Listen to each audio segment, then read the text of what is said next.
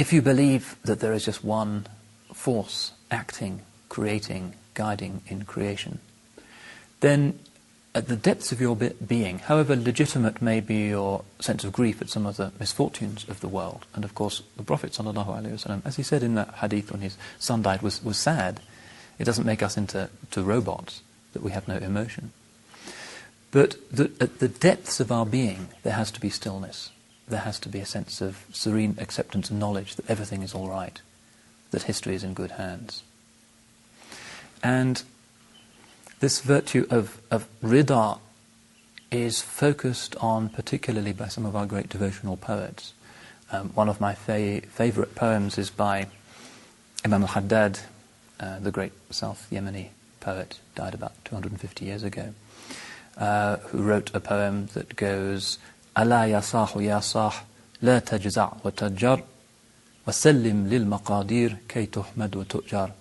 Oh my friend, don't panic, don't be aggrieved, and submit. سلم للمقادير.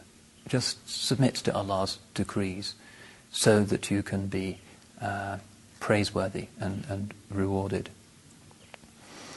ألا يا صاح يا صاح لا تجزع وتجر وسلم للمقادير كي تحمد وتؤجر وكن راضي بما قدر المولى والدبر ولا تسخط قضى الله رب العرش الأكبر. وكن راضي, have riḍā, be accepting, be pleased with what the Lord has arranged and distributed and decreed. And do not be angry at Allah's decree, because He is the Lord of the great throne. If you're angry with the way Allah has arranged things, then you don't have this great state of riḍā. Now, another of my favourite poems is by a more recent writer, Sheikh Ali bin Muhammad bin Hussein al-Habshi, rahmatullahi alayh, who was writing about 100 years ago, I suppose, another Yemeni. And he has a fairly long qasida that begins يا نفس إن لم تظفري لا تجزعي وإلى موائد جود مولاك اهرعي ولئن تأخر مطلب فلربما في ذلك التأخير كل المطمع. And I've actually put together an English translation here, and I'll read some of it because it is, I think, absolutely correct. It hits the nail on the head, and somehow, as the poems of all of the great ones do, it not only instructs, but somehow it breathes the principle that it's trying to convey. Should you not gain your wants, my soul, then be not grieved, but hasten to that banquet which your Lord's bequeathed. And when a thing for which you ask is slow to come, then know that often through delay are gifts received. Find solace in privation and respect its due, for only by contentment is the heart relieved. And know that when the trials of life have rendered you despairing of all hope and of all joy bereaved, then shake yourself and rouse yourself from heedlessness, and make pure hope a meadow that you never leave. Your Maker's gift takes subtle and uncounted forms. How fine the fabric of the world His hands have weaved. The journey done, they came to the water of life, and all the caravan drank deep, their thirst allevied. My Lord, my trust in all your purposes is strong. That trust is now my shield, I'm safe and undeceived. All those who hope for grace from you will feel your reign. Too generous are you to leave my branch unleaved. May blessings rest upon the loved one Muhammad, who's been my means to high degree since I believed. He is my fortress and my handhold, so my soul, hold fast and travel to a joy still unconceived. And that, I think, sums it up. That we need to be saddened legitimately, as the Anbiya alayhimus salam were saddened when we see the misfortunes of the shadows of the world interacting and human incomprehension at their meaning. But at the same time, and at a much more deeper level, the level of tawheed, which would be the bedrock of our personalities, we need to be absolutely in a state of riḍā. And this is actually a concept that's written into the name of the religion itself. It's one of the meanings of the word Islam. It means to surrender, to submit, to be in a state of ease with how things are. A Of course, it has the other meaning as well. Al-Muslim man salim al-Muslimuna min yadihi wa lisani. The Muslim is the one from whose hand and tongue other Muslims are safe. So he's Muslim, he conveys safety to his brethren. But also the Muslim is the one who is in a state of taslim, of handing over everything to Allah and knowing that things will work out in a just and appropriate and proper way. Now, when we have this perspective, we can look around us with a different perspective entirely. And we can start to see not just the misfortunes, but also the expressions of Allah's extraordinary and continued generosity and grace and guidance to the Ummah. Sometimes, because of our sense of jaza or panic or nervousness about our situation, we tend to be blinded to the extraordinary blessings that continue to come from the Divine Presence into our lives and into the life of the Ummah. And the virtue of shukr sometimes seems to be a little bit eclipsed. But if we just take a few minutes to think about the state of the present-day Ummah and to stand back a little bit from the current panicky debate about this regime and that regime and so being oppressed and really worrying as the secular mind would be worried about a secular political process, rather than looking at everything with optimism, with husn zan billah, with having a good opinion of Allah's purposes, then we can start to feel the scales dropping from our eyes, and we can see that actually, despite our perception and the perception of other communities, the Ummah is actually fundamentally in very good shape. What I mean is this, that we alone have access to the wellspring of revelation.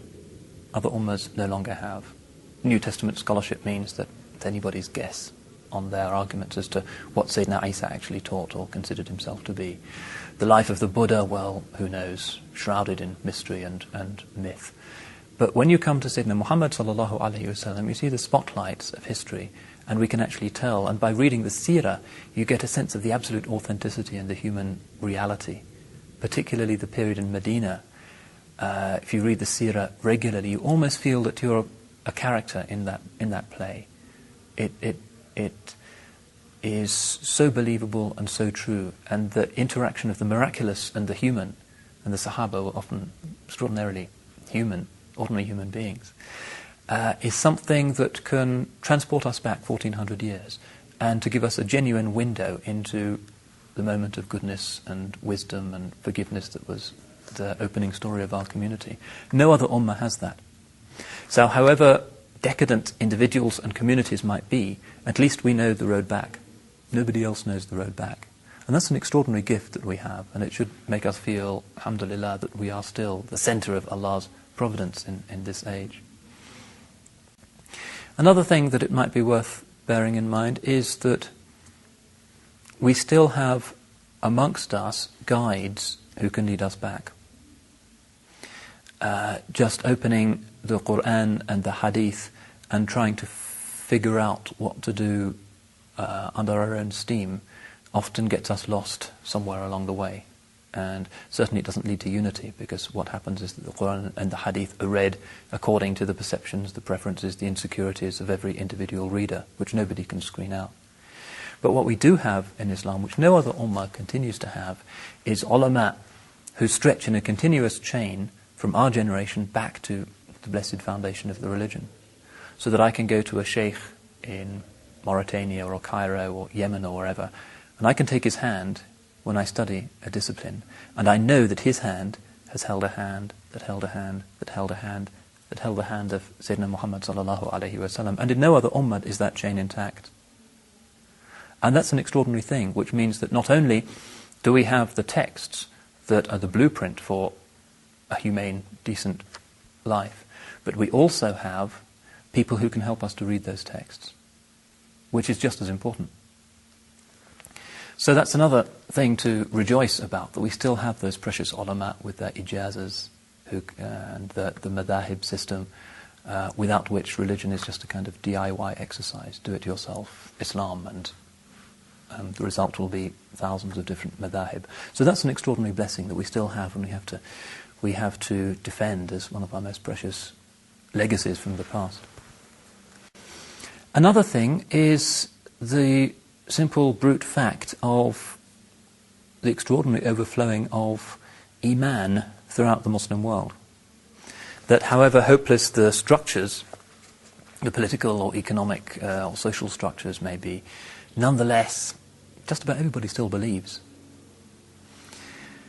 And in many cases, all that's required is for them to be given a key and a way and a guide, and they can get back onto the path.